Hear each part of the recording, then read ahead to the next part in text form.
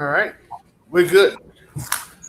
Oh, Good afternoon, Washington. Good evening, Washington, D.C. This is Earl Rush with the Straight Talk Show.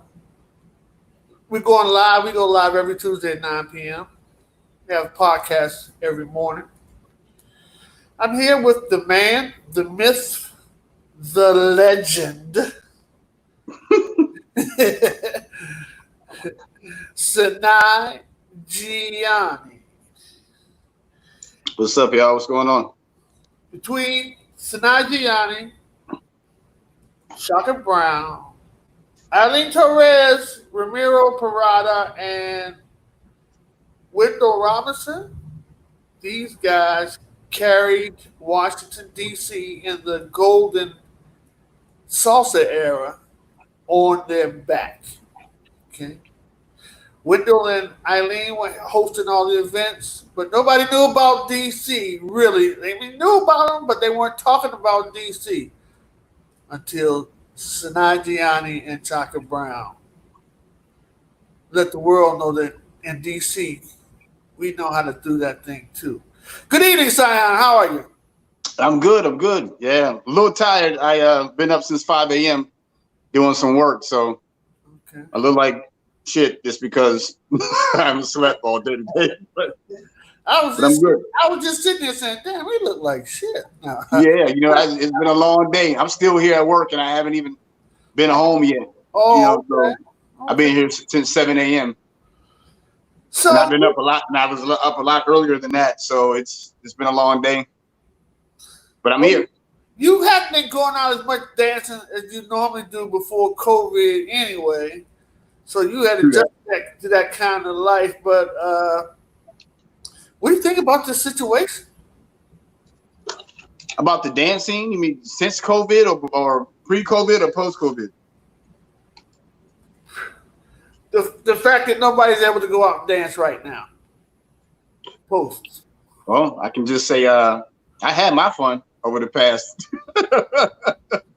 30 years or 20 years. It's going to be an adjustment, for a lot of people. I think at some point people are just going to risk it and see what, just what happens, what's going to happen is going to happen. So at this point, I have put a dance floor in my house. I still dance. I dance in my house, I haven't gone out much even before COVID. I just kind of pulled back from the scene and just start focusing on other things. Okay. But as far as the dance scene, they'll come out on top. Dancers have always come out on top. If you look at it through the decades, if you look at it through just the years that have gone by and just history, just historically, dancers have always pulled through. So it'll bounce back.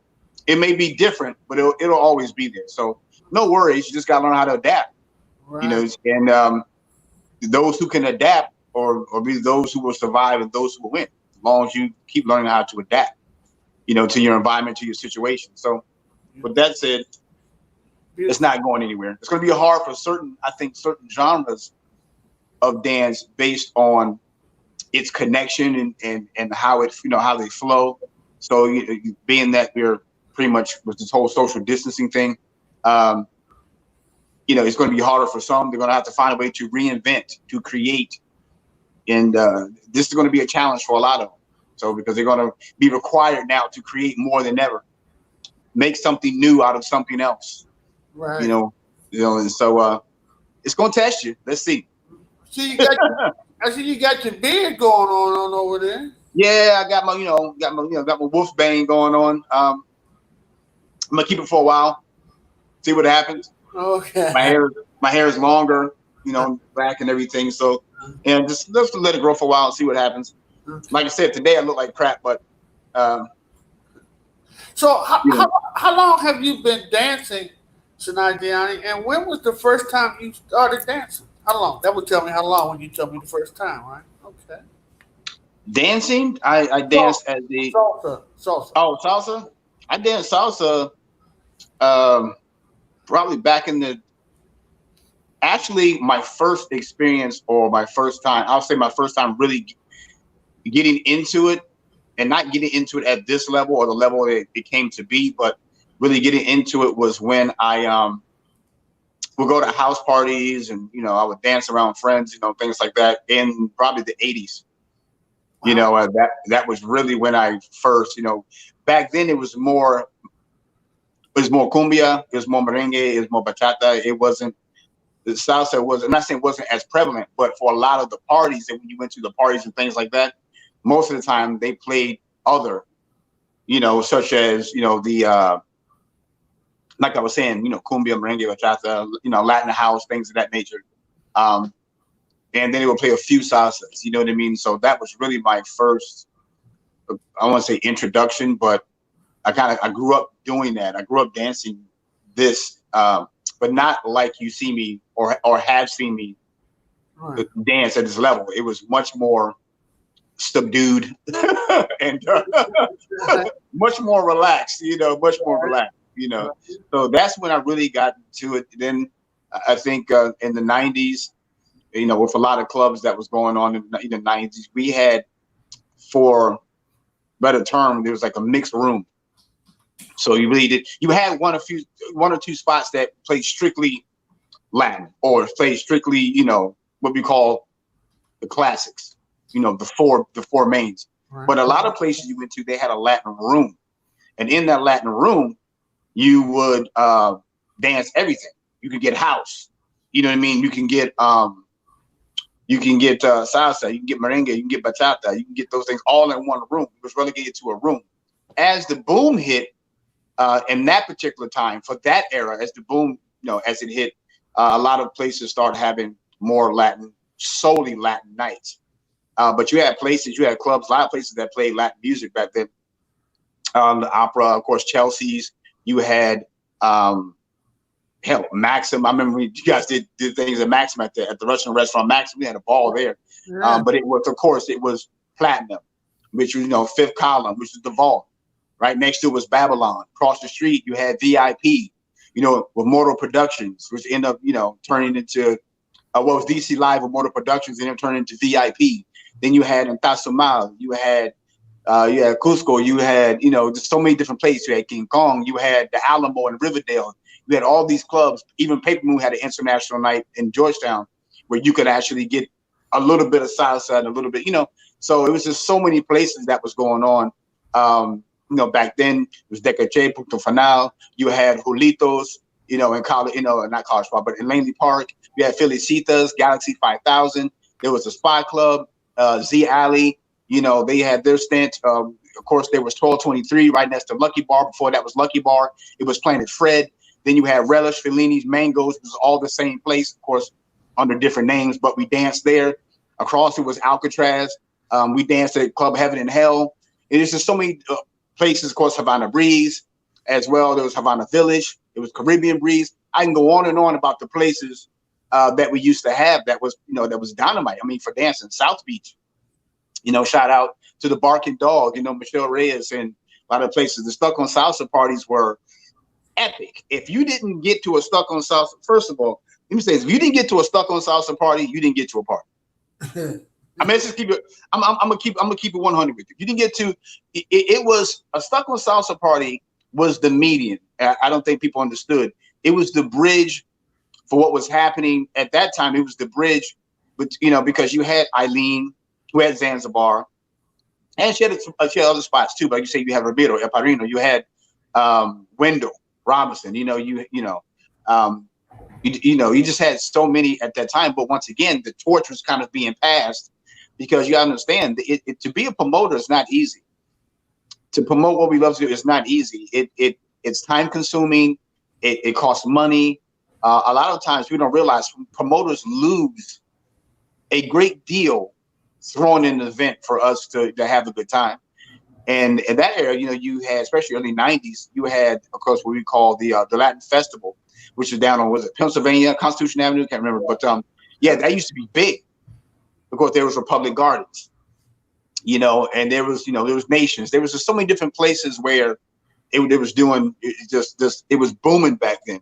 Coco Locos, a lot of people don't remember Coco Locos. It was a lot of places. Bravo, can't skip out on Bravo. But like I said, a Stuck on Salsa party was a big thing. If you were into dancing, you went to a Stuck on Salsa event. And the Stuck on Salsa event was known to be worldwide. I mean, it was worldwide. We had dancers from Switzerland, from London. We had dancers from Japan. We had musicians. It was just epic. You know, dancers from New York, all over the world, all over the country, was at a SOS Stuck on Salsa event, and that was the bridge, I think, that caused a lot of publicity for the DMV area. Shaka and I, when we went to, I think it was Chicago, we did a 2-man routine called Presidente Dante, or Frankie Dante, and it was really just us two at the time, and we did such a good job. I think we did a good job. A lot of people say we did a good job. I remember Felipe Polanco being in the elevator with us, and Felipe Polanco didn't speak much English. You know, he's very reserved, and he said, you know, for him to take the time to formulate words and say, hey, you guys are good. You know, was really a big compliment, because this guy was known as the James Bond of salsa. He was so smooth. You know, Felipe, if you don't know who he is, look him up. There was so many cats back then.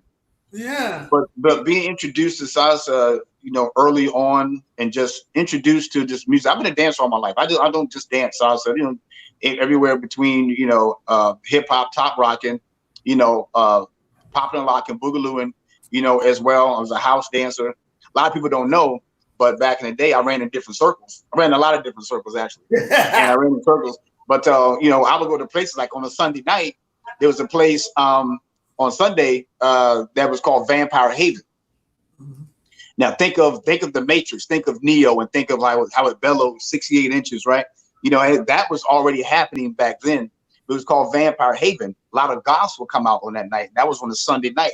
We had Fangs, we had Blood Diamonds, things like that. I mean, it was really it was its own scene. Then there was a house scene, and then there was, of course, there was a Latin scene, and then there was other scenes, alternative scenes.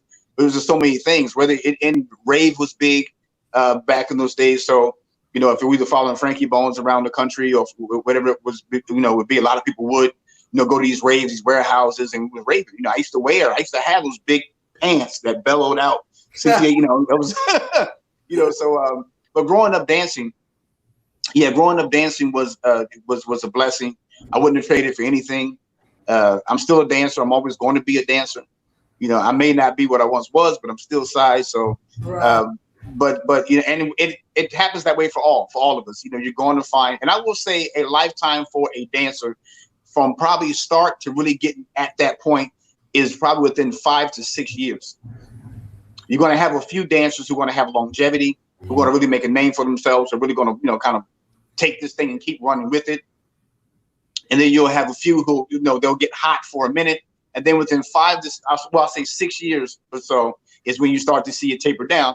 And the next generation comes through. So generationally, for a dancer, it's not as long as it is for other things. But that's what biggest thing for me for dancing was this. I just grew up dancing. I have a dancing family. So my mother was a dancer, a hand dancer. I had friends who danced hustle. I dabbled in hustle, and of course jazz, and a lot of other things too as well. In, like, for example, Zanzibar, well, places like that, we didn't just dance. Of course, it was salsa, merengue, bachata, cumbia, and things like that. But if a bolero was played, you danced a bolero. Right. If rumba was played, you danced rumba. If cha-cha was played, that's what you dance. Mm. Today, it's really more segregated. I'm not saying all, but a lot of zoukers stick with zouk. A lot of salsa, people stick with salsa. Bachata, that's their thing. They do their thing. You had to be good and proficient at all of it when we were dancing. It just wasn't, I just danced this one thing. Right. If 3 salsas came on, 2 bachatas came on, or 4 bachatas came on, and then a couple of merengues came on, you danced everything. When I say everything, and we had multiple spots to dance in the night. We would have 3 or 4 spots to dance in the night. We used to go to Joanna's on 14th Street. I remember back in the day, and it wouldn't get out till 6 in the morning. Wow. 6 or 7. The sun was coming up when we were going. Then we would go to IHOP, or we would go get breakfast, and then we would go home. We didn't get home until like 8:30, 9 o'clock. Right. Like, in the morning. Sometimes leave straight from there and go straight to work. So it was big. Or if we were flying out, we were going out of state or out of the country, we would come back, and as soon as we hit DC, We take our luggage and go straight to Lucky Bar or straight to whatever place that was playing the music because we had to have it. We had to have it in our veins. To go up and back, you know, to New York in the back, and I was here to go up and back to New York and come back in the day just to go dancing. You know, 4 hours up, dance 4 hours, come back 4 hours, go to work the next day. That was a repetitive thing. Speaking of Lucky Bar, that's where I learned to dance there with Ricardo. Tell me some of the experiences you had being one of the first dancers in Ricardo's group, DC Salsa. I think who was in the group with you? Was Joel in that group with you as well? Joel Masacote was DC Salseros. Yeah. If you're familiar with Masacote, yeah, DC Salseros at the time, we'll say Latin vibes, DC Salseros. Of course, there was other dancers too as well. You had Keith Gibbons, you had Sheila, there's a lot of dancers, Barbara Amster, you know, Samantha Erskine. You know, Rosie, she was there, you know, as well, Harry Fry. It was just a lot of dancers back then. The experience was great. The dance group in DC that you can remember? That's the first group that I remember. But you know, you were dancing a little bit before. DC Salseros, matter of fact, I have DC Salseros tattooed on my back, in the upper portion of my back. I probably had that since 2001. Maybe 2001, I got in LA after we just finished doing the LA Salsa Congress. I went and got that done. I said, you know what, I want to represent. So I put that on my back. I would say one of the first, what Ricardo and Elba Loaiza did, Ricardo Loaiza and Elba Garcia, why'd I do that?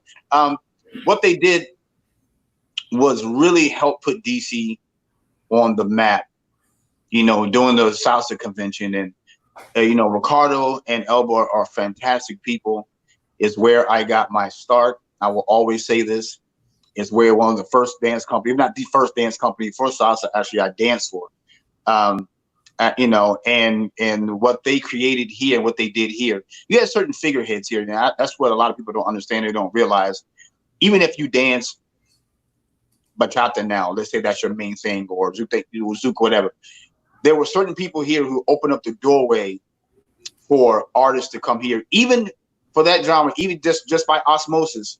You've gotten opportunities because of the path Go Earl Rush. You know what I mean? If it wasn't for you, if it wasn't for Ricardo, if it wasn't for Elba, if it wasn't for, you know, Stuck on Salsa, DC Salsa, if it wasn't for Wendell and Eileen, you know, and it's just, you know, these, you know, Jackie Dimbrack, you know, if it wasn't for these people who were paving the way, you know, a lot of dance would just been, you know, down the drain. So Ricardo and Elba Loaiza, Ricardo and Elba Garcia, keep saying it because they're married, is I have to give a lot of credit, and I will give that credit because I've watched so many dancers come along, and I've watched them start and learn from people and get their start with people, and then you look at their resume or their bio, and all of a sudden you don't see anything about them. They are like they just self-made, or they got with another dance company, and all of a sudden they act like they don't know them. you know, and I've watched it happen in New York. You know, I watched that happen here. I watched it happen all over the country, all over. I watched people. I know where they started. Been around long enough. I know where they started. And when you look, like you say, look at their bio, all of a sudden, yeah, I started dancing here. You know, this is where I got trained. Like, no, that's not where you got trained. That's not where you started. And so it's a big thing to give respect to where you started. There's no embarrassment. There's no shame of where you started. It is fantastic, especially if you had great instructors, you had great teachers, you had great mentors. Give them the respect.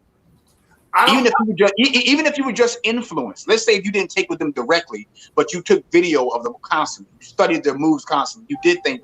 Give homage. Say, look, this person was an influence on me. This person was Frankie Martinez, an influence on me. I consider Frankie to be a friend. I try to learn from him as much as possible, you know, when I could, you know, and I realized I was never going to be Frankie, no matter how hard I tried, and that I really wanted to. I was like, man, I want that style. I want to do that thing. But I had to be me. Nobody's going to be Go-Go Earl. Nobody's going to be Shaka Brown. Nobody's going to be Abdul. You know, nobody's going to be. You got to be you. but one of the biggest differences I do see with, and it seems like today, in today's dance world versus what we used to do, we were in a constant state of creativity. We were in a constant state of creativity. When I say constant state of creativity, we not only learn other people's moves or whatever the case you want to call it, or turn patterns or styling or whatever, we were creating it daily. So when I say creating it daily, I mean being at work, thinking about a turn pattern, borrowing your coworker's arms for a second to see if it'll work. So that when you go out that evening, it's show and tell. You know, we were creating pieces of footwork daily and naming them, calling them something. I call this side two, or I call this, Jamba Juice, or I call this, of course we were learning Eddie Torres material as well. That's to thank Shaka Brown for going up there and doing the homework and bringing that pretty much that syllabus back, probably 280, maybe 300 shines. He brought that back and grinding them, learning them, syncopated T-step, rumble in the jungle, things like that. Just, but these things you never hear about because it's not passed down to the next generation. Next generation, there's a gap. Somewhere along the line, a gap happened where the knowledge wasn't passed. As much of it as it could be passed wasn't passed. So when you do something, people are like, man, that's sharp. Where did you get that footwork from? I was like, that's old school. Right. So they're so busy trying to do their own thing. And there's nothing wrong with that. But you got to be a little bit of country, and you got to be a little bit of rock and roll. You have to have your foundation, your technique. You got to have your footwork down so that you can build off of those building blocks. And I think this will also have what happens when we watch performances. A lot of the times, and I'll be the first to say it, a lot of us are bored with performances. Wow. And we're bored because we're looking at the regurgitation. Don't get me wrong, we're looking at the same thing over and over again. When we came up looking at routines, there was something called the blade routine. Oral did the blade routine. Frankie did the Matrix routine and La Palomilla. I've seen routines that were Mortal Kombat. I've seen routines such as the Wizard of Oz. I've seen pieces that were done that were creative, that was just as much theater as they were dance.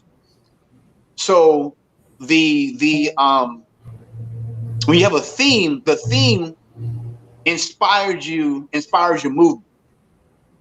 So if you look at Frankie, and if you look at Abaquai, if you look at Frankie Martinez, if you look at La Palomilla, if you look at it, Aisha and Frankie were dressed up as mimes. And their movements were as such. Face all painted white gloves, had the outfit on, and they moved as such. A lot of times we get caught in this rut, or our watch performers get caught in this rut of just filling in 8 counts. The same hand styling movements, the same thing, over and over again. There isn't that creativity. I watch teenagers do a salsa routine on roller skates. Okay. But you don't see that anymore. Tim Darce had a group. I forgot the name of the group. But he had a group.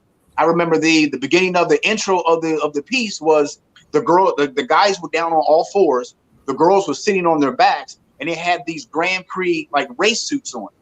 And the girls were leaning over on the guy's shoulder, and the guys represented motorcycles. So at the beginning of the piece, you hear these motorcycles revving, right? And the guys would lean, and the ladies would lean with them. They're on their back, and that's how the piece started. And then the music became more vibrant, and they went into their routine. But it was fun things like that. Right. Now, it is. I can pretty much tell you when the footwork is going to happen. I can hear it in the music. I know when it's coming. The same pieces of styling, no creativity. I won't say no creativity, but the same creative perspective done over and over again. Watching Sekou, watching Gordon Neal, watching Orville, watching Leon, Clavakazi back in the day. When you look at the Kung Fu piece, look at the martial arts piece, they had to study for like 6 months, to learn mantis, to learn crane, to learn the actual form. So when Manny, I remember Manny did something similar, did a martial arts piece. But you don't see that anymore. You see a lot of classic, not really theme based, the same kind of costumes. I can do one group is just a different color costume on. It's going to come all the way up in their stuff and show as much skin as possible. The attitude is there. That's great, but it's the exact same. It's the exact same thing. Yeah. And you realize it's the exact same thing. It's because they lack the repertoire. Yike. They lack the repertoire. Dancers have to have a wide vocabulary. So if you don't have the vocabulary, you're going to produce the same thing over and over again. If you're not a student of dance, and that doesn't mean you have to take ballet. That doesn't mean you have to do these things. Even Frankie himself said that doesn't mean you necessarily have to take ballet or that class, but be an observer of the art form. If you're one who can assimilate, then your artistry will go to another level. This is one of the things I respect most about cat artists and Parasini. When you look at them dance, you can see the talent, you can see the inspiration. You can really see that they're diverse in their movement and then their choreography, where a lot aren't, because they only know this, the 10 basic or 20 basic things or the same material. So they're going to keep reworking that same material. They didn't go and study tap dancing or observe tap dance. You know what I mean? Just watch what a tap dancer does and look at the body language and then incorporate that into their piece. They don't do those kind of things. This is why I respect Gordon Neal so much, because Gordon Neal did modern, jazz, ballet. And when he does a piece, it is a reflection of that training. For a lot of people, we get stuck into even bachata, even salsa, we get stuck into this rut of, we've learned this formalized dance, right? We've learned it. We're doing things that are anticipated or expected of that genre. And so that when we go to do a performance, it is always based and instilled in that, and we don't have anything else to draw from. So if you're watching somebody who's dancing salsa, like Cici, Salsa Fuego, Cici, old school, Cici Villalobos, one of the baddest dancers. Has a huge repertoire to pull from. Salsa Fuego was a hot group back in the day. Woo! Salsa Fuego? Yeah. Salsa Fuego, Jim Johnson, they were killing it back in the day. Trabuco, Victor Massonet, Trabuco, unbelievable dance company. The creativity. If you were to go back and Google some of them or look on YouTube and go back, you'll see some amazing routines. You're like, oh my God, I didn't know that dance could be this way. It's because of their resources and their ability to increase their vocabulary.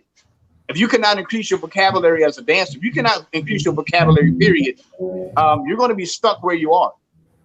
So same performances, different costumes, what we're seeing. You go to a Congress, and after 30th performance, you're tired of watching. You're tired of watching because it's not really entertaining. It's like Groundhog Day. It's like reliving the same thing over and over again. So, I don't mean to go off on a tangent, but really a lot of what you're seeing is the exact same thing. You realize dancers haven't put in the work. They're dancing safe. Because when a dancer does that, when they study tap, hustle, hand dancing, just a little bit, you notice they're not going to put out routines as often. Hasha Machete, Victor, and Berju, amazing dancers.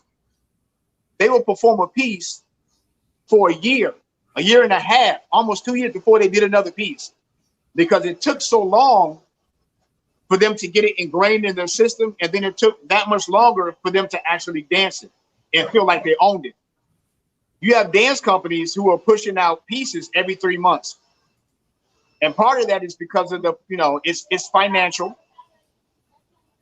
You get 12 dancers or whatever the case may be, you charge them $140 a month. Do the math, right? It's profitable. You sell the same routine over and over again all around the country. It's profitable. It's business. And it's to be understood. It's okay, right?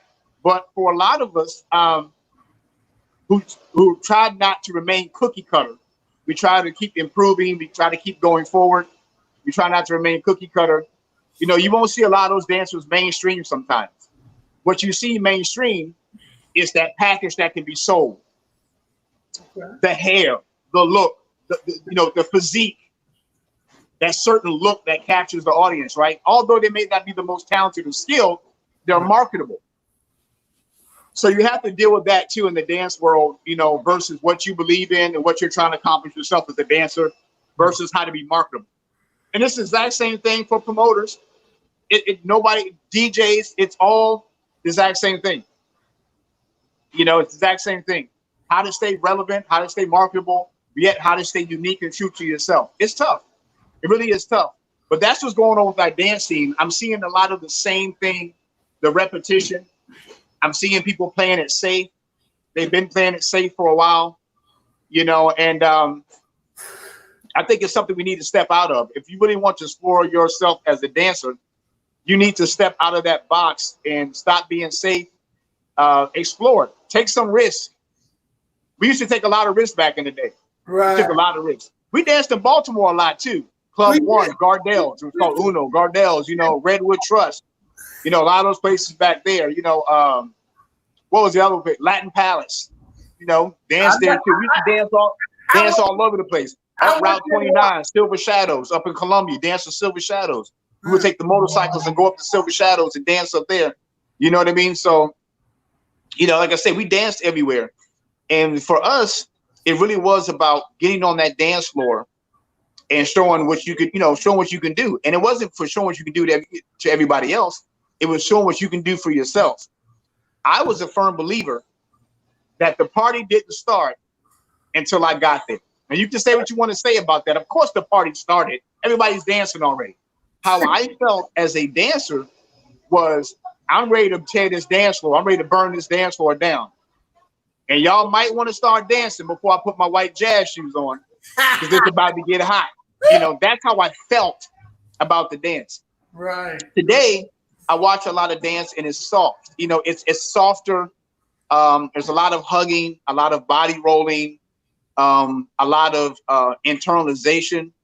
You know, deep connection. I won't say it's not a deep connection, but it's almost like dancing at a high school dance at a prom versus. No, I mean, no. There's nothing wrong with that. It's just that back then, if you look at the Palladium, you look at the Corsica or the Tropicana, you go back to the 50s, go back to the 70s, you look, they were fire. Wasn't nobody, but you was out there hugging and holding. They weren't about that. They were about tearing down that wood on that dance floor. That's what it was about. It was about energy and being energized and having that fire. That fire is not here in DC anymore. Not that I see to that degree. No. It's a lot of soft, you know, somebody told me, Sai, you know, when I dance, and I won't name any particular genre of dance, but when I dance, Sai, you know, I danced with someone, and when I broke apart, you know, he was crying and we were both crying. And I'm like, oh, that's great that you're trying to self-medicate on the dance floor and do therapy. I don't want to be crying. I'm gonna tell you the truth. I don't want to go out and cry, you know, on the dance floor. I don't want to be crying on somebody's shoulder I don't know, you know, and that's great for them. But for me personally, that's why I never stepped into that realm. When I hear that conga, when I hear that rhythm, that tumbao, I lose my mind. Right. I feel like the Kool-Aid guy, just bust through the wall and I just, you know, tear it down. Right. I don't want to slow it down. Whatever energy I got left, you know, I want to be vibrant when I'm dancing. You know, I don't want to be slowed down. I'm gonna fall asleep. You know, you fall asleep on somebody's shoulder. You know, so, and it's nothing against other forms of dance. I'm just saying, because it's beautiful, it's great, but I realize it's not going to be my niche.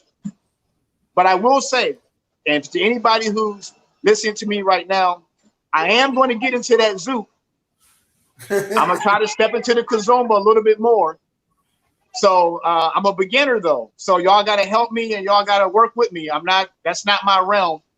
So if you don't mind dancing with me while I figure this stuff out, I'm gonna try to get into it. You know, I respect all dance. I'm gonna try to get into it.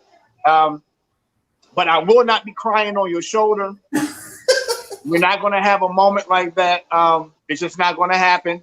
That's personal. If I need to relinquish my feelings like that, I'm gonna talk to a good friend or family, somebody I trust. Right. You know, that can guard that. I'm just not gonna relinquish it on the dance floor and everybody pointing at me, telling me what the heck is wrong with this fool. Right. You know, that's just not gonna happen. So that's more of a personal moment. So I don't want to be in that. I don't want to be in what do you call it? Entanglement. I don't want to be in an entanglement on the dance floor.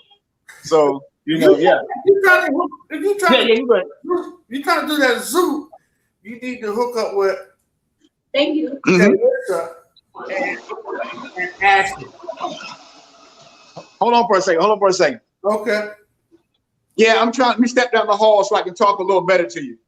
Oh, okay. I'm at work. They're doing some cleaning, so Oh, okay. let me come down here for 1 second. Gives me 2 seconds.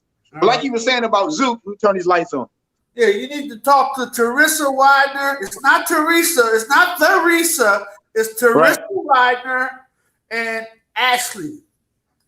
Ashley and Teresa hook you up, and Sammy. Okay.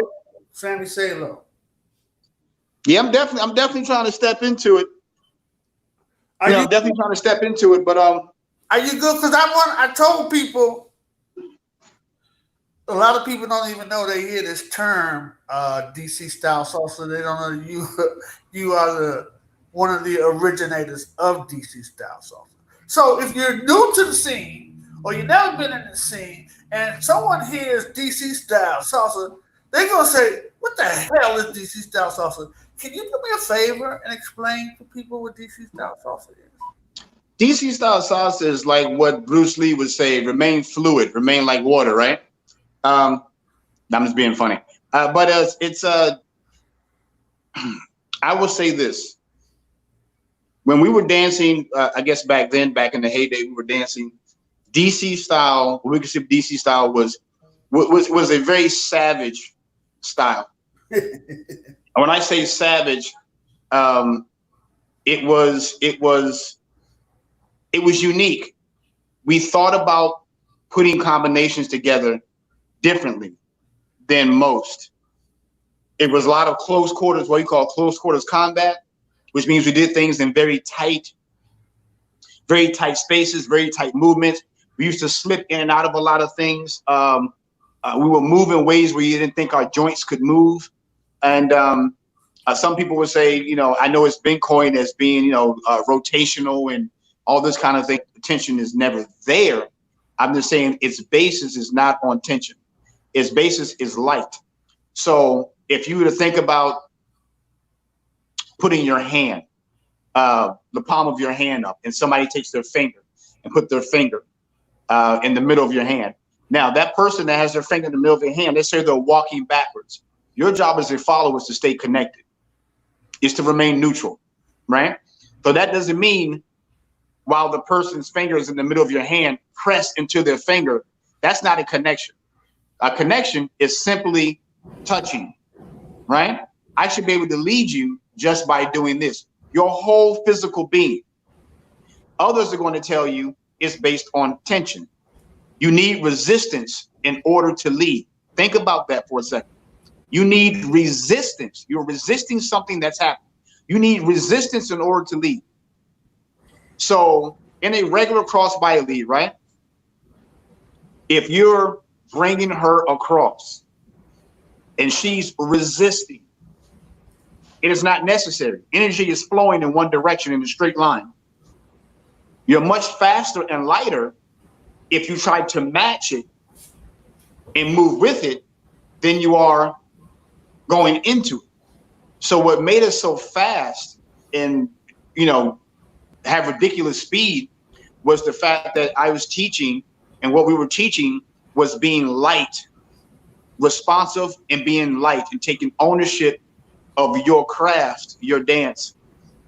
A lot of it now is you get a lot of this resistance. I'm using someone else.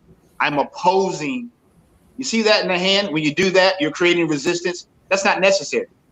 Stay neutral. So now if a person is moving, it doesn't matter if you weigh 500 pounds, 1,000 pounds, you're light as a feather. I've danced with women who were 200 or 300 pounds air, and danced with women who were 97 pounds, 120, heavy as bricks, and so it's because their dance principle, their philosophy. An open hand moves faster than a closed fist. It isn't to the point of impact where you make the fist that it becomes iron at the end. Speed, and then as you get to the impact, right? I'm a martial artist also. So, so as you explode, you generate the speed and then you close. So if the exact same principle, you stay fluid and you're matching as opposed to resisting, you're matching and just moving with, you're going to be very, very light. Followers get the reputation for serious dancers for these reasons. being responsive, right? How light is she and how well does she read the signal? That's first and foremost. Okay. The third part of that, spinning will be in there somewhere in there, probably around the end there. It's not a major deal if you can't do 40 spins. It's not a major deal if you can't. And if you're going to chalk it up to styling or how sexy you can be, that's probably last on the totem pole too. Because it doesn't matter how sexy you are. If you're hell on a lead, let's say you're heavy, you're pulling and squeezing the fingers, and vice versa for a lead to a follow, that's not a good dance. I think a lot of followers would say that a good leader, he leads me well, he has a great connection, right? He's not rough. He's not breaking my shoulders or squeezing my hand or bruising me up, right? And yeah, he's light, yet clear. To be a good leader does not mean force. It means to be clear, okay? To have clarity in your lead. Movement itself is leading. Movement itself is leading. It's not necessarily about the force or the pressure you use. It's about the movement. So if I take my whole frame, right? If I just do this, if I feel it move, then the idea is to move when I feel it, my whole entire body, as opposed to resisting it. Don't resist it, right? So we didn't use a lot of resisting. We were doing combinations that were fast, very unique. DC style is a very unique and fluid-based style. We did a lot of traveling movements. Yes, it was rotational. We did not practice resistance as such, as most people would have it, because that's what you're taught. You're taught when you first start dancing, put your hands up, ladies, put your left hand in the guy's, right hand, and you hold on, to his back in between the shoulder blades, and right. So you're here, right, and he has you underneath in between your shoulder blades, and what do you hear the instructor say? The first thing they say is, gentlemen, push in a little bit with your right hand. Follows, push back. You need that resistance in order to lead. No, you don't. You don't need that resistance. And I think that's something that we regurgitate, that we borrow from other forms of dance that use compression, hustle, swing, things like that. And we don't challenge, why is that necessary? So we repeat what we hear other instructors say. It sounds good as a foundational technique. Use resistance. Resist. Okay, and you don't need to do that. So our style, DC style, is a style that's based on, yes, rotational movements. That's a part of it. We had the full gambit. We had spinning. We had unique turn patterns. We could travel as well, rotational, and we did rotational things too. Also, I used to spin all the time. I don't spin like I used to. I don't spin anymore. But I would pop 10 spins in one push in a half eight. You know what I mean? In a half eight. So that's 10 spins without putting my foot down again. So if you're going 1, 2, 3, and I pop on 5, 6, 7, I'm popping 10 spins before I come back to that 1, 2, 3. If you're dancing on 1, if you're dancing on 2, invert that, right? So I could do that. I can't do that now. You know what I mean? I just don't feel it anymore. So your dancing will evolve over the years. How you used to dance won't be the same. You learn new information. You connect with the music better, and things change. So when you're doing all that crazy stuff when you're younger, all that crazy stuff, as you become more seasoned, you may not hold on to that style. And I think that's what a lot of people have to come to terms with too. DC style, as it's coined now, is coined with tension, and they think just because you come from DC that makes it DC style. No, it's much more of a principle-based and philosophy-based in the style. So that's DC style in a nutshell. DC style in a nutshell is it's being, in layman's terms, out of the box. It means unique. It means being creative, and doing it with precision.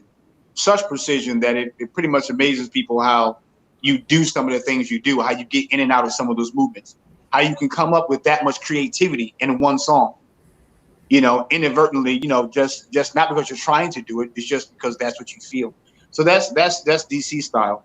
A lot of people, I would say, contributed to DC style. Yes, I was a major factor in it.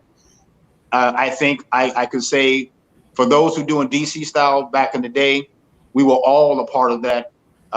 You, Kelvin, I have to say Ricardo, Elba, and we had great dancers, Bernardo.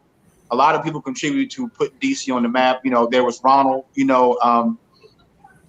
were just all dancing. Shaka, of course, Terrence, Tracy, Tracy Smith. It was just a lot of us that were really pushing the envelope. DC is to push the envelope. That's what DC style means. So that's DC style in a nutshell. Hopefully that provides some clarity. If you want to know what DC style, I won't say the epitome of it, but what a big bulk of it was, go to some of my old YouTube videos and watch some of the lead and follow. Look at the rest of the room, and then watch what was going on there, what was going on with a lot of the DC dancers, and then you'll be able to pin that up. What it was about. I used to go to Ismael's, me and Muman, New Jersey, Ismael Hotel, the director of Caribbean Soul, good friend of mine. I remember being at his house on some weekends just till like 6 a.m, exchanging turn patterns. Like his sister, like his senior's getting tired. The sun is coming up, and he's like, I got a turn pattern, but it goes like this. I'm like, me, I got one kind of like that. But mine goes like this. And we're exchanging turn patterns. Meanwhile, Samantha Erskine, fantastic dancer, amazing dancer. She was my dance partner back when I was in DC Salsa. Fantastic person, good spirited person. She went on to dance with the Cobra Brothers, and went on to just do great things. She was tired. I remember she was tired. She's like, "Let me just go to sleep." Like, tired doing all these turn patterns for 5 hours, just doing turn patterns. It was just, and then we couldn't wait to execute those turn patterns. But like I said, creativity is the mother of it all. As much as you learn, you have to be able to contribute. Put back into the ether. Give back. That means develop a piece of footwork. I don't care if it's bachata. I don't care if it's zoo. I don't care whatever it is. Develop a new tap move, a new tap sequence, whatever it is. You have to develop. That development is training you. It's sharpening your skills. Otherwise, you will only do what you've been shown to do. You will only do somebody else's turn patterns. You will only do somebody else's footwork. You must create. You must create on your own. We were doing this daily. Daily we were doing this, and we were teaching each other what we were coming up with at home when we would go out to the club. We'll go out to the club. Hey, man, I come up with this new footwork, and I call it this. And they're like, show it to me. And I show it to them, and I teach it to them. And then they would teach me what they came up with. And we were doing that. That was part of the process of why we grew so fast, why we moved so fast, why we grew so fast as dancers. So to anybody that's watching this, I'll tell you, don't be discouraged. When it comes to guys like me who are just also stuck in the past and what we had back then, don't pay attention to me. Do your thing. Keep dancing.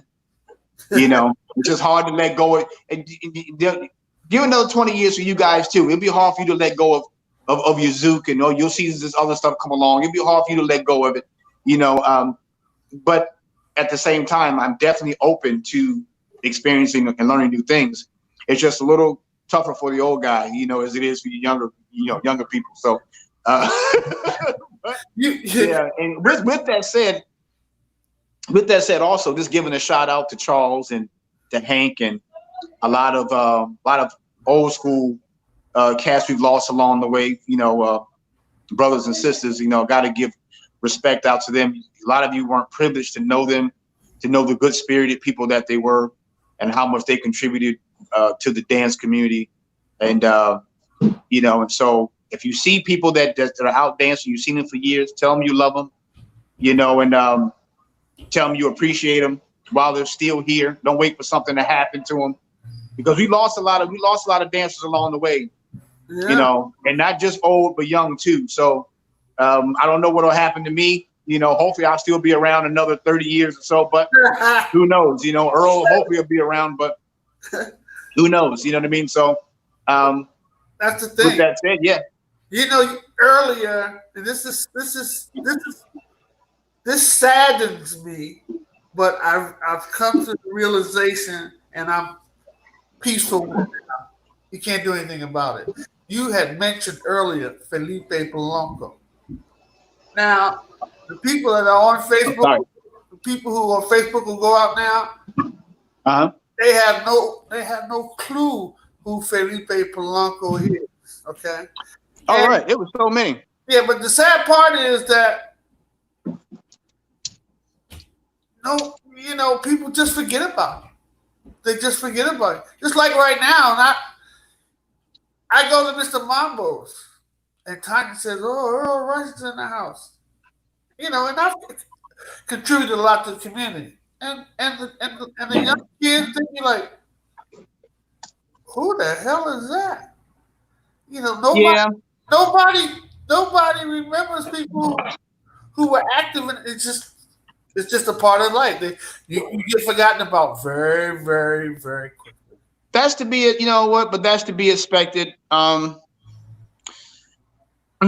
not of their generation. I'm not of their generation, and you know, I get it. You know, of course, they're going to gravitate towards their peers. They have YouTube to look towards. We didn't have YouTube like that back then. It really wasn't booming like that. So anything that was going on, people had camcorders. And for those young people, camcorders, that's a little object you hold in your hand like this. You actually put a cassette in there and hit record. You bought so many damn cassettes because they didn't last long.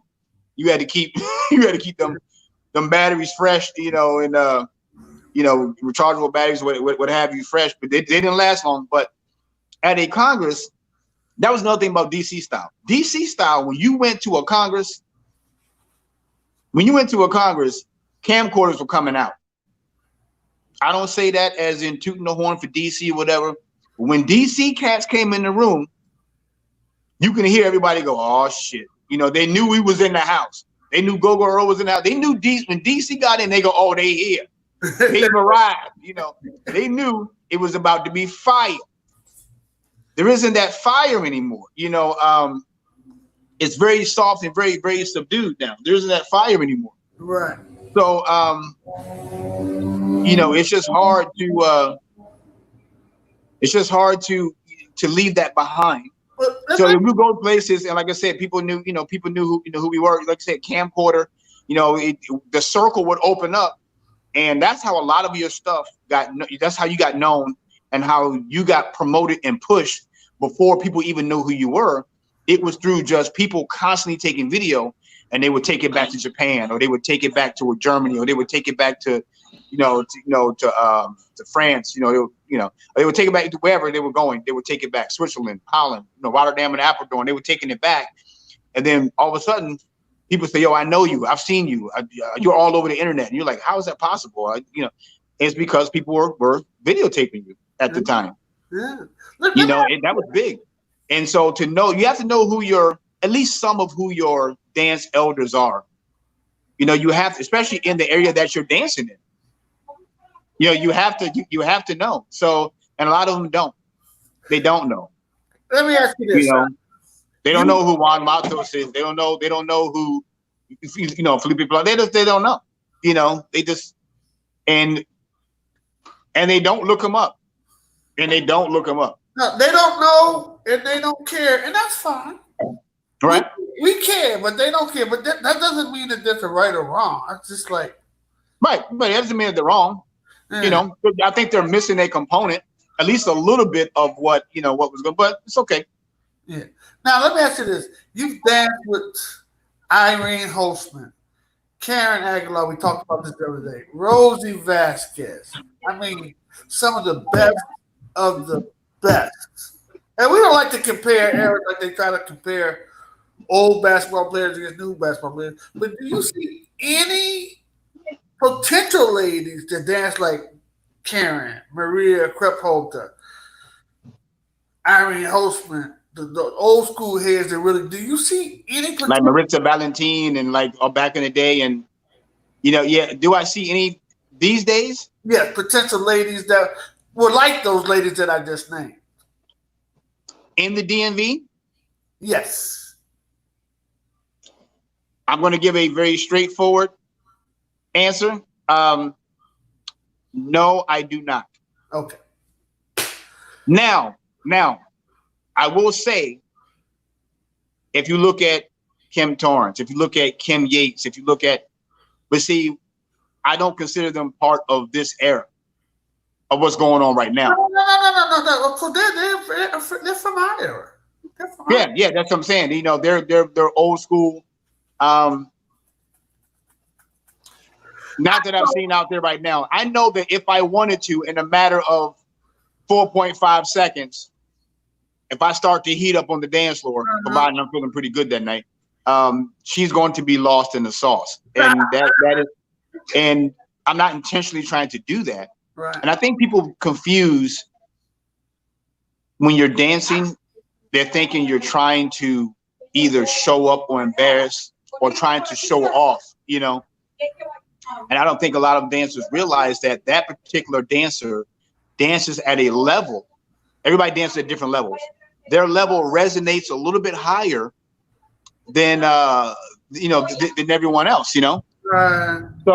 So I think for a lot of people, they think, oh, this person's showing off, this guy is showing off, this woman is showing off. Like, no, this is how they dance on a regular. Whether it's one person in the room, whether it's 40 people in the room, this is how they dance. And it was and I want people to know that just because you see somebody who dances at a very proficient or a very high level, that doesn't mean that they're showing off. You know, is Beethoven showing off? No, he plays at that level. You know, well, he did at that level. So I think, you know, we need to stop saying people have egos and they think. You can tell when somebody thinks they're hot shit. And you can tell, you know, when somebody, you know, just keep it 100. Just keep it 100. You can tell when somebody who's out there stunt, right? Exactly. You know, and then you can tell when somebody's just really enjoying the music and having a good time. Yeah. Now, if you can't enjoy that music and have a good time at that level, naturally one would think, okay, this person needs to tone it down, right? This person should tone it down for me. I don't dance at this level, and he should bring it down to where it's comfortable for the both of us, or she should bring it down where it's comfortable for the both of us. I want you to understand something about people who dance and who dance at a higher level. They have no problem in doing that. They have no problem in doing that. They don't mind dancing at a higher level. I mean, a lower level. But what feeds them may be a higher vibration that most people can't produce. So now that you're having a wonderful time, right? You're like, oh, that was amazing. That was great. But that person never got a chance to. It's like a greyhound, right? It's running at 40 miles an hour, but it always has to run at 20 miles an hour because other dogs can't keep up. And if it tries to run at 40 miles an hour, they're ready to, you showing off. No, that's my ability. And I like to be able to dance to my full ability. Wow. So certain dancers that dance at a certain level, like when people watch you, Earl, when they watch you dance, I'm pretty sure like, man, Earl's getting off. Earl's on another level. Like he's going, he's out there. No, Earl is in the music, entranced by the music. Earl is feeling the music to another degree that you can't comprehend. And now you're looking at him going, oh man, this guy's crazy. This guy's going out. No, this guy will run up off the wall on you and run off a chair and slide across the floor in a minute, and then go into tap dancing on you, and you there's no response for that. There isn't a response for that. You know, I remember one time, I think was it Lucky Bar? No, it wasn't Lucky Bar. It was Lucky Strike, I believe. When you were dancing, and this young lady said, I believe Kelvin was there at the time, and Kelvin Harris was there at the time, and this young lady said, "Oh, he looks like fun." Talking about you, that you were going off, you were having the ball, and so he looks like fun. I want to dance with him, and she started to walk towards you, and Kelvin stopped her and said, "Hold on, you mess around, you mess around and get hurt. Then you step out there and don't know what you do, And it is what it is. If you're just a beginner playing the guitar, then you go out there and you got Slash out there. You got Steve Vai out there. You know what I mean? You got Santana out there, and you talking about, man, why they showing off? No, they play at that level. You don't. So to you, it's showing off.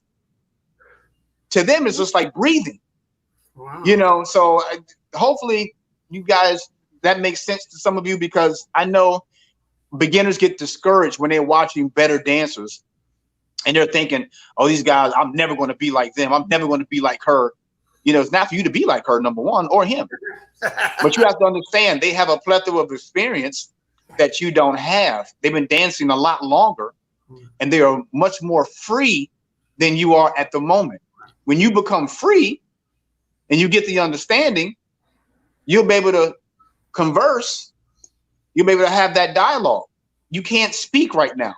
At that dialogue, they're speaking on a collegiate level, and you're speaking like middle school, getting to be high school. You're getting there, Right. But don't feel bad because you don't dance like someone else. Don't feel bad. It's not for you to dance like I said, I saw Frankie dancing.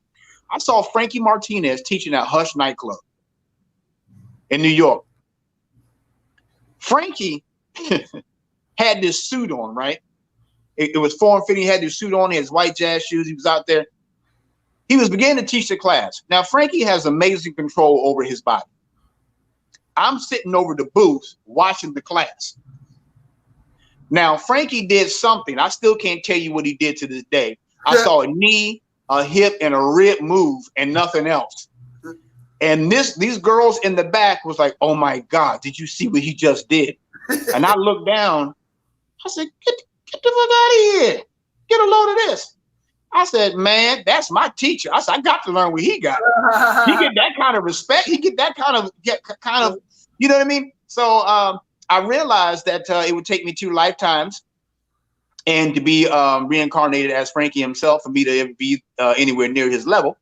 So I didn't try to be like Frankie. I tried to be me. I took some of what he had. I learned, a lot by watching and popped into his classes and try to pick his brain. Anybody who's been in my student groups in the past know that we will hold 2-hour workshops with Frankie. I would take him up to New York because I want them to get that knowledge. Even if it was just sitting and listening to him lecture and then him demonstrating and talking about technique. Anybody who's taken classes with me in the past knows that I've done that in the past. Tanya and I would take the dance companies up there to make sure that they got, straight from the horse's mouth, so to speak. And I give accolades. I give all the credit to Frankie and of course, Magna and, Giselle Ponce and, it's just so many dancers back then. Those dance companies, Discover Caribbean. I mean, it's just a lot of dancers and dance companies back then. It's just really hard for me to put into words what was happening. Mm-hmm. And, we talk about our era of dance, and it was our era of dance, and, we're still here, but it's not our era of dance anymore, and every generation says the same thing about, the next. And it's no disrespect, just a bunch of old guys just trying to hang on, to what was to hang on what we had. You know what I mean? Like if you had a good rib joint or a good place where you go get your chicken wings, like you get a 12-piece lemon pepper, right? And all of a sudden you get these other, wing places pop up. Now they're good, don't get me wrong, but that 12-piece lemon pepper, you remember used to be on 14th Street. You go, oh man, there's nothing compares to that. No matter what comes along, nothing compares to that. And it's because you're attached to it. You're just emotionally attached to it. And I think we're all like that to a degree as well. I will say this coming up in the dance scene, and I'll say this to guys out here, and I'll say it to my ladies too as well. When you get good and you start getting the recognition quickly, remain humble. The dance world, especially if you're young, the dance community has a way of raising you. And it will raise you in a way sometimes that is not the person you want to be. It's not how you were raised ethically, from a moral standpoint. And it is easy to allow the recognition, the pseudo fame to have you making decisions or emotionally divesting from yourself, and you'll end up down the road alone and isolated. And I'll tell you that from experience. When you're young, you're younger, you're in your early 20s, or you're 18 or 19 or whatever, and you're getting all this recognition, and then you're walking around, we're the hot shit, you got your team jackets on or whatever the case may be, and and then like I said, everybody's on your jock, right? Everybody's telling you how great you are. No one really knows you. They're just speaking of you in an artistic form. And then you end up using that as a crutch. And it could happen very, very easily. So I'll give you the warnings. Remain who you are. Remain humble. Be a good person. Be mindful of the decisions that you make. It is a domino effect. It is a deep ditch to dig yourself out of later as you get older. And just remember, old fools were once young fools. You know, so I say that because I care. Mm-hmm. I don't want you know, you guys to be so involved, because it's easy to get trapped in this thing of dance and the whole airness of it, right? It's easy. You'll let 20 years go by easy and just being caught up in those and that endorphin rush. And then you'll end up missing out on a lot. You'll end up missing out on some great relationships. You'll end up missing out on some good friendships. You'll end up, like I said, becoming isolated, and all you have to show for it is looking at some old awards. Because how many, think about it, how many out of thousands of dancers all over the world, right? How many actually made it? And even the ones that made it, did they really make it? You see what I mean? So I'll say know when to hold them, know when to fold them. Yeah. Know when to walk away, know when to run. Never count your money while you're sitting at the table. Oh, you know I'm going with this. But look, what I'm telling you is don't fall into that trap. Ladies, don't fall into that trap because you put on that little skimpy outfit and get on stage. Don't fall into that trap. There's more to life. There's more to it. You see a lot of us cats still around, older cats, because we're stuck in this shit.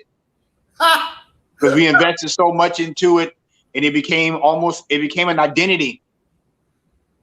You know, and you miss out on other things, you know, and then you end up turning around and nobody's there. I'm telling you from experience, won't nobody give two shits about you after it's all said and done. The next hot girl's coming around the corner, and she got more flexibility than you because she's younger than you, and she's the next hot internet star. The next dude's coming along. They got the right hype machine, although they may not have the talent, but they got the right hype machine. So I'm not saying that's always the case, but you know what I mean? It does happen. And next thing you know, that's it. Yeah. So take it for what it's worth. Enjoy it for what it's worth. Take it with a grain of salt. But realize you got much more life in you and much more things to do. Go hiking, learn how to ski, do some other things. Don't spend all of your time on the dance. Now, don't get me wrong. Dance now. Dance 5 or 6 days a week. But while you're doing that, don't let life pass you by being stuck in one place. And I'm telling you. I think Earl can tell you too. I can Those tell of you listening, we've been doing this shit a long time. I can tell If you. we had to look back on it and say, damn, wish we would have tried at least a few more things. You know what I mean? We danced 7 days a week, 4 spots a night. It was crazy. Man, I'm telling you, it's a trap. It is a trap. It's addictive. It's a trap, and it can sway your moral compass and things like that. And because, like I said, you're used to the attention. I'm giving this as a warning to everybody. Give us attention. Take it for what it's worth. Be humble. Be a good person. You know, shout out to Tish. Shout out to Letitia. Great person.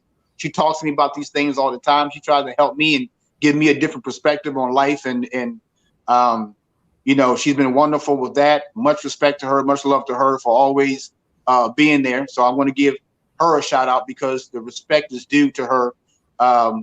I always tell her, don't give up on me. Keep talking to me. You know, even though I might be, you know, we headstrong like that. Yeah. Ladies, we headstrong like that. Sometimes we just, just whatever. I'm tired. I'm tired.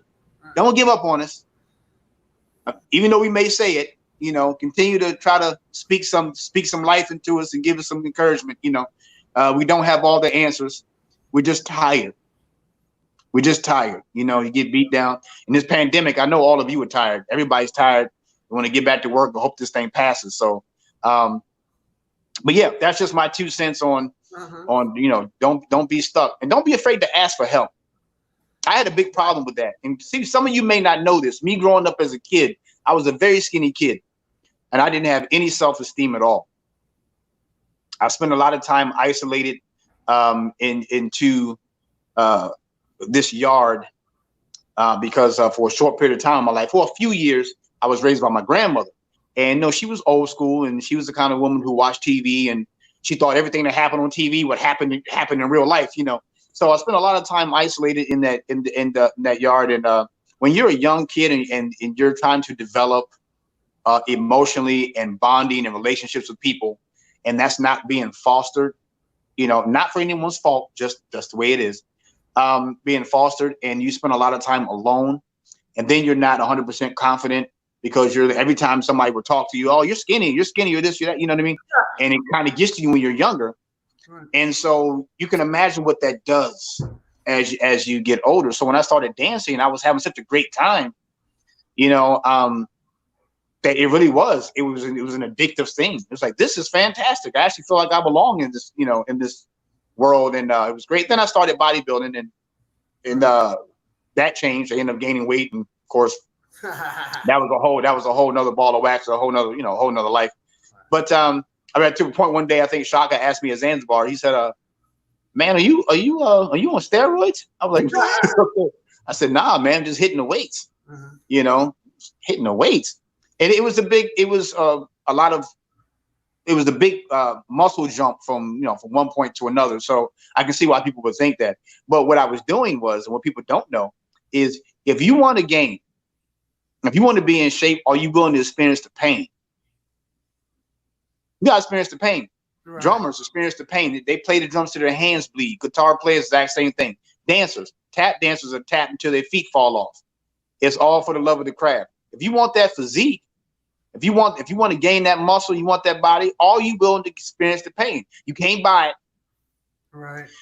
The boatman, when you got to pay your toll to get across to the other side, and I say the other side of fitness, you can't buy it. The boatman want to know, are you willing to pay that price? And that price is pain. I experienced a lot of pain in order to gain the muscle that I gained. I was getting up at 4 o'clock in the morning. Earlier than that, getting to the gym by 4 o'clock in the morning, working out, opening up the gym at 5. I worked out 3 times a day. I ran to work. I left the car at home. I ran to work. It was only about a mile and a half. Ran to work, did my workout at 4 o'clock in the morning. I'd already had my first meal, or 2 meals already by the time we opened up at 5 o'clock in the morning. I worked out again. At around 12 and around 6 o'clock in the evening, I worked out again. And when I say pain, it hurt everything. I mean, pain, hurt every single time. And then I ran home.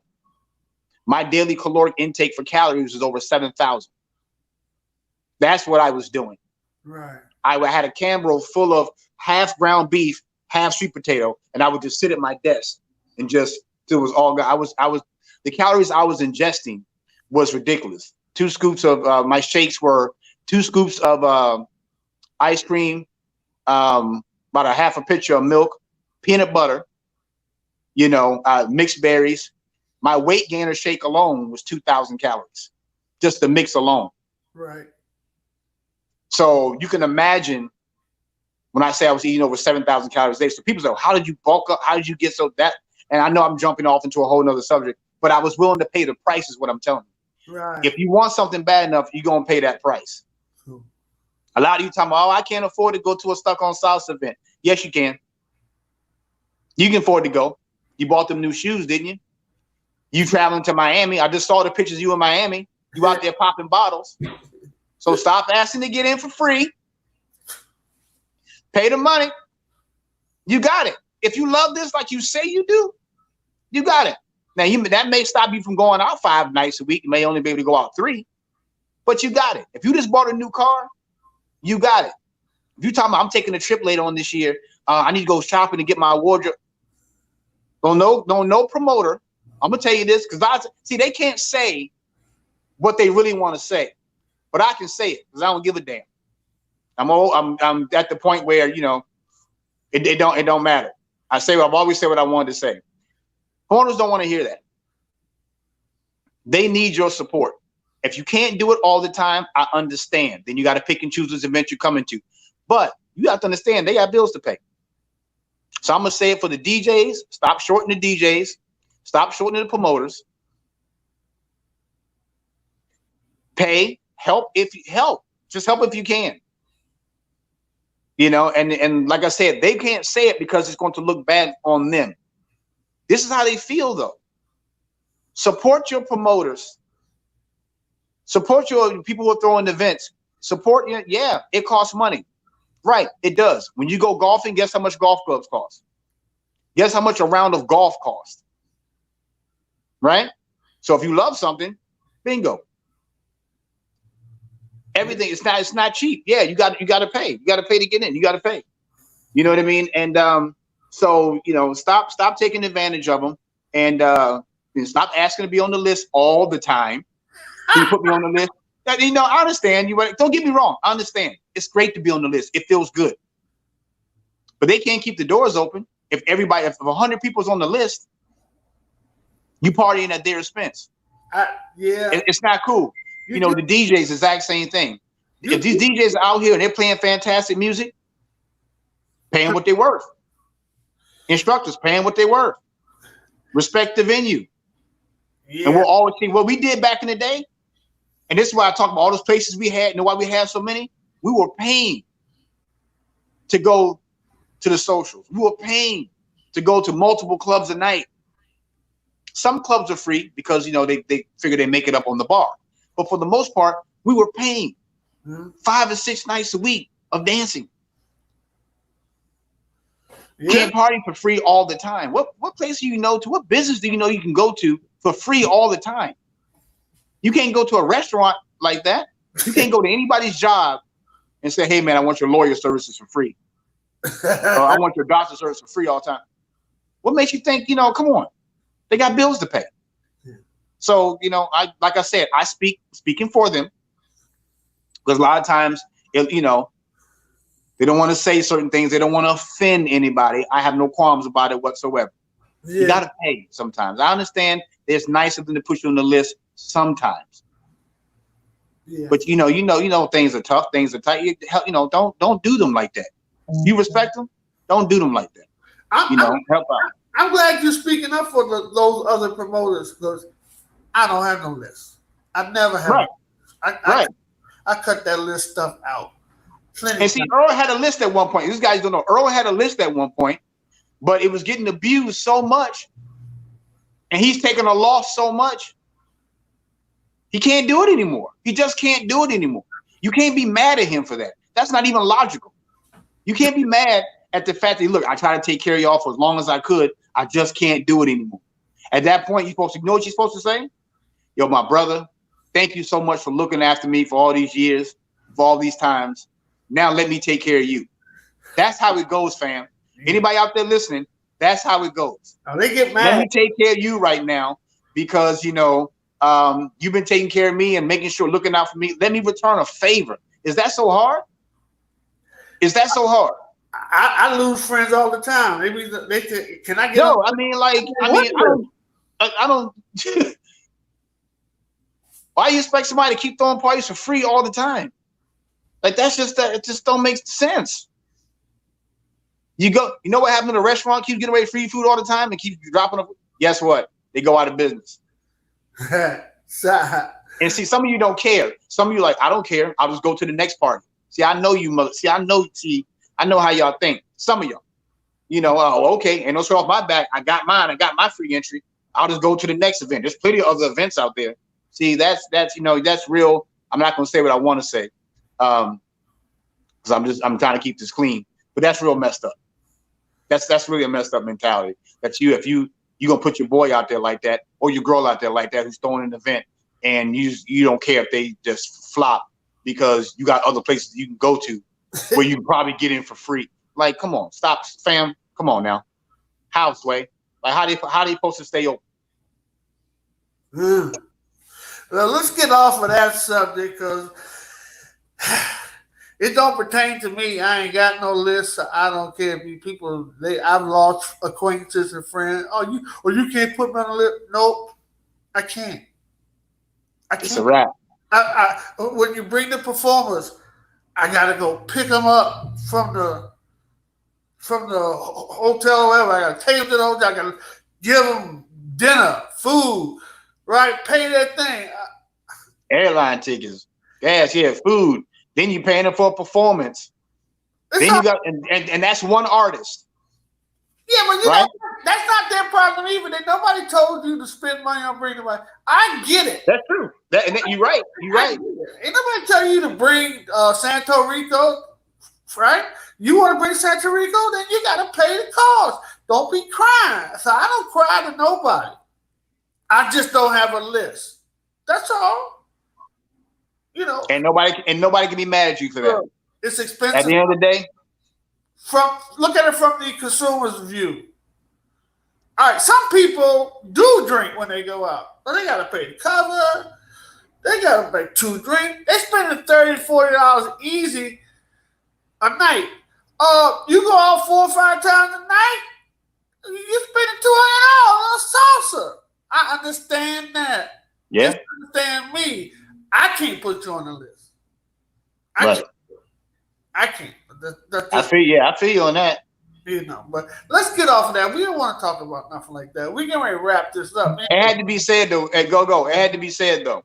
It had to be said as a representation for the DJs, for the instructors, for the dancers, for the promoters. Right. A lot of people don't understand what it takes, you know, to get there. So it had to be said. Now that it's said, they can't say they don't know. They can't say they haven't been told. We can move on. The thing is, man, people don't care about nothing one way or the other, and I understand that. So I don't ask nobody nothing or nothing like that. Before we go, I want to touch back on. We were talking about Karen Aguilar, and Irene Holtzman, and Rose. Amazing dancers. Michelle Reyes, all of them. They do have some girls out here who have that potential. I know Ulysses Cruz, she got about 4 or 5 girls that can flat out get it. Some of the Sapphire ladies, they got potential. They got a warning. They have the physical ability, but they just may not have the mental part. Maria Krupholder is working with some girls. They're good. I've seen about 10 or 15 girls that could be like Irene or Karen Aguilar. They have the physical tools, but they don't have the mental tools to do that. Now, before we go, I'm going to wrap this up. Now, you and I both know that women love guys that can dance. Why don't more guys learn how to dance? Do you have a reason why? Can you tell me why they don't? The amount of effort perhaps it takes to get that, to get to that level. Dance is one of the easiest. The funny thing about dance is one of the easiest forms of art for you to get respect, or for you to get recognition, I would say, from. You can hit two little moves, and that's all you know, and somebody could be giggling in the corner, man or woman. She can hit 2 or 3 moves, and it's whatever. And someone who doesn't know, that was amazing. Why more guys don't dance? When I came up, everybody danced. Like I said, you didn't stand against the wall and just, you weren't atmosphere. You danced. Ladies danced. They didn't care if they sweat. They didn't care if guys danced. They didn't care if they sweat. You got down. If you don't watch the old house party movies and watch these things, they dance. The guys are dancing. Everybody's getting down. Nobody's to stand against the wall. These days, I don't think it's not an outlet that people use. Maybe the younger generation use as much when they have social media. Social media is a problem. It's a blessing, but it's also a problem. And anybody who's really an observer of life, likes to observe things and stays hip to things, will understand what I mean when I say that. It is a quick way for you to get validated, likes, comments, things like that. And before, let's say you had a pager. Granted, it wasn't a cell phone, you didn't text, but you had a pager, right? So you get this little page, but you had to go to a payphone or get on the phone to call somebody back. You always had that interaction. You always had the ability to, speech is very important. Linguistics, you always had that. Now you don't. You can post a video with the phone above your head to show your best angles. That way it doesn't show your whole body and it makes you look like you're fantastic. And then you do a little bobblehead thing and you look like, came out of a mental ward. but you don't say anything in the video. You just stare at it. It's a whole bunch of weird, to me, a bunch of weird stuff.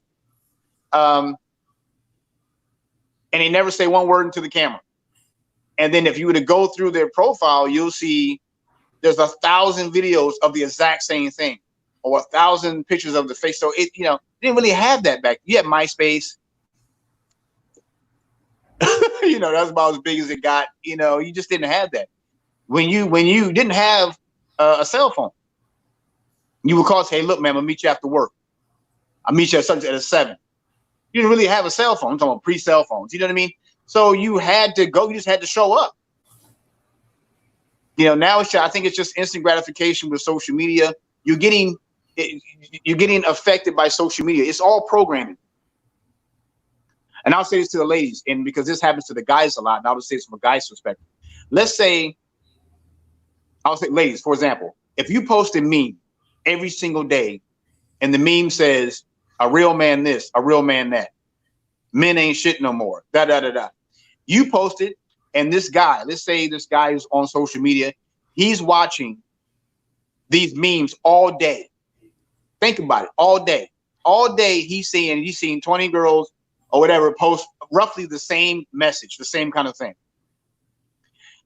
What do you think that does? What do you think that builds in him? Starts to build resentment, right? Right. Starts to build resentment. You start to have a negative feeling towards women, right? All they do is lambast us 24/7, right? So you're going to feel. Now imagine, flip the script. You see a guy post a meme, real women do this, real women are that, right? You see them do that 24/7. Women ain't this, women ain't that. Or they're clowning you 24/7. How you going to, if you see that for just 7 days, just say for a week, if you see that every single day, how you start to feel? How do you start to feel about men? Subconsciously. How do you start to feel? You know what I mean? You start building a little negative. You see what I mean? See the power of social media? You're programming. If there was uplifting words, the program would be different. What you put out there is what you get back. So when a guy comes around and go, F all women, I don't give a shit anymore, da da da da, it's because he's been lambasted 24/7 of the same message. It's not even original. It's just the same message. So we have to watch our programming. You have to disconnect from social media. You have to actually call someone and have a conversation. Don't just text. Right. Get back to these things. I think that's a big part of it with this dance and in the dance community. It's just the dance world. We have things too easy, too fast. Nobody's working for anything anymore. So, when I met Ricardo Loaiza and Elba, I met them when I was at Lulu's. I was actually their pastry chef over at Lulu's, and he was with a guy named Luis at the time. They were partners. They ended up splitting, and Ricardo just kept going. Luis, I'm not sure what happened to Luis, but so I walk out and I said, Ricardo, hey man, are you doing a salsa night here? He was like, yeah. I was like, great. Meanwhile, I had my chef jacket on, I had my hat on, and I got my clogs on. So on Tuesday nights, it was Hot Salsa Tuesday. On Tuesday nights, I could hear the music in the kitchen because Lulu's kitchen would service the restaurant and it would service the club side. It was one big walk-through kitchen. So I can hear it.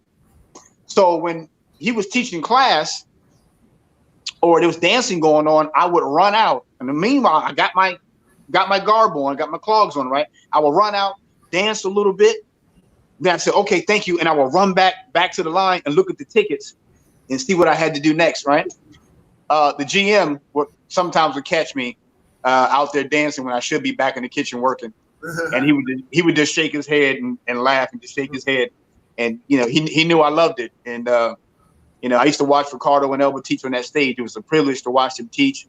I want to say, if they're watching this right now, I want to say thank you to both of you, you guys, for doing what you did, for the DMV, for inspiring. Go-Go, I want to thank you for carrying Stuck on Salsa. How many years now? 17? How many years has it been? 17 years. 17 years. And we're celebrating at DCBX. Right. 17 years. Yeah. For that bridge that bridge, Stuck on Salsa for creating that bridge that kept it going, that kept it building. And you see, a lot of you guys went around when, you know, the hype machine was in full effect. You guys don't remember Go-Go when I'm talking about, he was a hype beast. You talking about Little John, all that? Nah, he was a hype beast. Stuck on Salsa was a hype beast. They threw the best part. A Stuck on Salsa party could have 700 people in it. Place packed with people. 700 people. Think about that for a minute. In a place, I'm talking about Philly, New York, San Diego, Atlanta, Chicago in the house, overseas is in the house. It was crazy. It was crazy. Now people think a party of 300 or 200 is a big party. It's not. 700, yeah. Kelvin and I just have been blessed to have great friends and great people. Salsa cruise, you know. He threw a cruise. Salsa cruise, yeah, it's been crazy. Kelvin had his legendary salsa parties on the roof. This is on the roof looking at the Washington Monument downtown. A lot of you went around for that. It was a pool party. We're dancing salsa 14 floors up, or 12 floors up, however we were. You know what I mean? You just missed, some of you really missed on some good times. You're creating your own. That's fantastic. But you really did miss a fantastic era. Like you missed 90s R&B and 80s pop music. You missed the great, you know, you're in the trap music now. I can't rock with it like that. I'm old school, but you missed out on it, you know. And so what Stuck on Salsa was and what it represented and what it still does for the DMV is what Shaka represents, Irene represents for the DMV, Eileen Torres, Wendell, Ramiro, all those guys, Leon Harris. You know what I mean? And like I said, these lights people you don't know, you know, Jerry Dembrat. Like you don't know, she was, you know, just, you know, Barbara Bernstein. Yeah. Susan Leiter, God rest her soul, Baltimore, was holding it down for all those years. You know, so and there's so many more I can name, you know, over the years. You guys missed out on it. So it's not to make you feel bad. I don't want to make you feel bad. I'm just telling you, just try to give you a clue of what you missed. And I'll tell you this. Why don't you guys just sit down and talk to Earl sometime and just say, hey, man, what was it like? What's going on? Earl got what you guys don't know is Earl got so much video footage and pictures on his computer of like 20 years ago, plus years ago. You guys don't even realize, you know, if you already got to start posting some of that stuff so they can see what was going on. You know why people don't want to sit down and talk to me? It's only one reason why. They don't care. Nobody cares about the past. I know they don't care. And I'm not mad at them. Yeah, I know they don't care. I don't mind, but I know they don't care. They be like, this dude, he be living in the past. In the past. That's 20 years ago, fool. Nobody cares about that. And I understand it. It took me all these years to realize nobody cares. So I've kind of cut down on it. I'm not living in the past. I'm proud of my past. That's why. Right. But don't think that I don't know. These youngers don't give a shit. Anyway, with that in mind, Sion. They don't care. I don't give a shit. I want to thank you so much. We were on for an hour and a half. We were supposed to go for half an hour. Oh, snap. Damn, man. We were going for an hour and a half. It's so much we didn't talk about, though. There's a lot we didn't talk about. We're going to have to do a part 2. We're going to have to talk about.